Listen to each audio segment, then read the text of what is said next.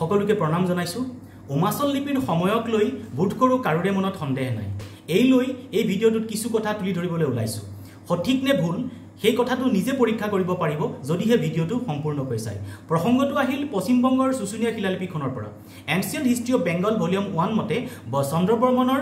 শুশুনিয়া শিলালিপিখনেই হ'ল পশ্চিম বংগৰ প্ৰাচীনতম শিলালিপি bankura.gov.in/tourist-place/Sushunia/mote The rock inscription of 4th century AD was kept in the place of named Pushkarana. অর্থাৎ পুষ্কৰণৰ শিলালিপিখনৰ সময় 4th শতিকা সমুদ্ৰগুপ্তৰ এলাহাবাদ স্তম্ভলেখৰ আধাৰত চন্দ্ৰবৰ্মনক শুশুনিয়া লিপিৰ চন্দ্ৰবৰ্মন বুলি ধৰা হৈছে বলবৰ্মনৰ নামো কিন্তু স্তম্ভলেখনত আছে কিন্তু বলবৰ্মনক 4th শতিকাৰ বুলি ধৰা হোৱা নাই উমাচল লিপিৰ সময় মুকুন্দ মাধৱ শৰ্মাৰ ইনস্ক্ৰিপশনস অফ এনচিয়েন্ট আসাম মতে assignable to a period between 4th and 6th century AD কিন্তু বিভিন্ন উৎসত মহেন্দ্ৰ বৰ্মনক সুৰেন্দ্ৰ বৰ্মন বুলি ধৰি উমাচল লিপিখনৰ সময় পিছুৱাই আনি খ্ৰীষ্টীয় 5ম শতিকা কৰা হৈছে কথা হ'ল শুশুনিয়া লিপিত সময়টো লিখা থকা নাই সৰকাৰীভাৱে ইয়াৰ সময় 4th শতিকা বুলি কোৱা হৈছে বাবে ইয়াৰ আখৰবোৰক 4th শতিকা বুলি গ্ৰহণ কৰা হ'ল কথাখিনি পালিওগ্ৰাফিৰ আধাৰত মন কৰিব লাগিব কাৰণ palaeography is important for understanding authenticating and dating historical text যি কেইটা আখৰ আৰু চিহ্ন দুইখন লিপিত দেখা যায় তাৰ ভিতৰত আকাৰডালৰহে অমিল আছে শুশুনিয়া লিপিত আকাৰডাল আখৰটোৰ সোঁফালে মাত্ৰাৰ তলত চুটিকৈ লিখা হৈছিল ইয়াৰ বিপৰীতে উমাচল লিপিত আকাৰডাল লিখা হৈছিল আখৰটোৰ সোঁফালে মাত্ৰাৰ ওপৰত মাত্ৰাৰ পিনে সোঁফালে হাউলি থকাকৈ শুশুনিয়া লিপিত আছে ৩৬টা আখৰ আৰু উমাচল লিপিত আছে ৩৩টা আখৰ দুইখন লিপিতে ক ৰ হা বগিয়া জ দন্তিয়া ধ শ্ৰী দন্তিয়া খ নয়দয় ৰয়েন্দ্ৰ ব মম্যাম্য দন্তিয়া হস্যকাৰে হু ক থস্যকাৰে কু দন্তিয়া তজ্জকাৰে ত্য দন্তিয়া ত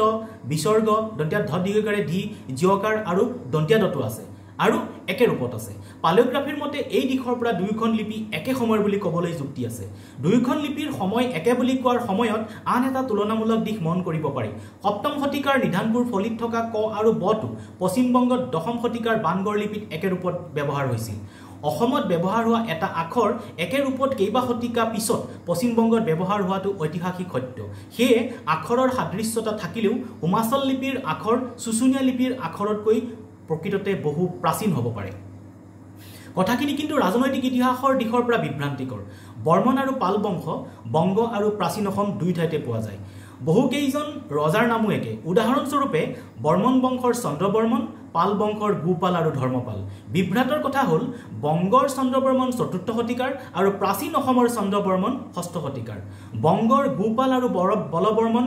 8ম 9ম শতিকাৰ আৰু প্ৰাচীন অসমৰ গোপাল আৰু বলবৰ্মন 10ম 11ম শতিকাৰ প্ৰশ্ন হ'ল কোন শুদ্ধ কোন ভুল যদি শুশুনিয়া শিলালিপিৰ আখৰ 4th শতিকাৰ তেনেহলে আখৰৰ সাদৃশ্যতাৰ দিশৰ পৰাই উমাচল লিপিও 4th শতিকাৰেই হ'ব লাগিব কথাখিনি তুলি ধৰাৰ কাৰণ হ'ল ইতিহাসৰ এই কথাবোৰ ধৰি ল'ব নোৱাৰি সুৰেন্দ্ৰ বৰ্মন বুলি নিৰ্দিষ্ট প্ৰত্নতাত্ত্বিক সাক্ষ্য আছে সুৰেন্দ্ৰ বৰ্মনেই মহেন্দ্ৰ বৰ্মন বুলি কোনো প্ৰত্নতাত্ত্বিক সাক্ষ্য নাই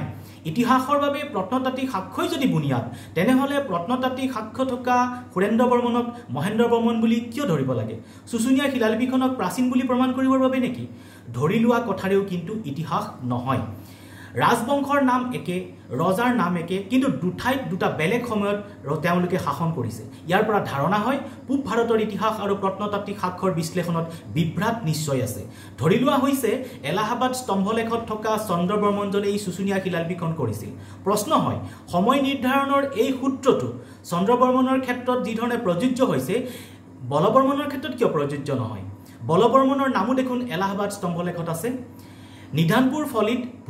মহাভূতি বৰ্মনক ভূতি বৰ্মন বুলি পোৱা যায় গতিকে মহাভূতি বৰ্মনেই ভূতি বৰ্মন হৰ্ষচৰিতত নিধানপুৰ ফলিৰ স্থিত বৰ্মনক স্থিতি বৰ্মন বুলি পোৱা যায় বাবে স্থিত বৰ্মনেই স্থিতি বৰ্মন বুলি বুজিব পাৰি নিধানপুৰ ফলিত সুস্থিত বৰ্মনকেই পিছত সুস্থিৰ বৰ্মন বুলি কোৱা আছে বাবে সুস্থিত বৰ্মনেই সুস্থিৰ বৰ্মন হয়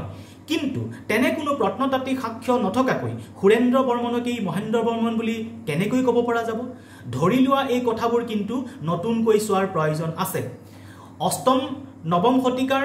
বংগৰ গোপাল আৰু বলবৰ্মন বাপেক পুতেক 10ম 11ম শতিকাৰ প্ৰাচীন অসমৰ গোপাল আৰু বলবৰ্মনো বাপেক পুতেক তেওঁলোকৰ কোনো ফলিতেই কিন্তু সময় লিখা নাই সেয়ে কথাখিনি ভালদৰে পুনৰ বিশ্লেষণ কৰাৰ প্ৰয়োজন আছে ধন্যবাদ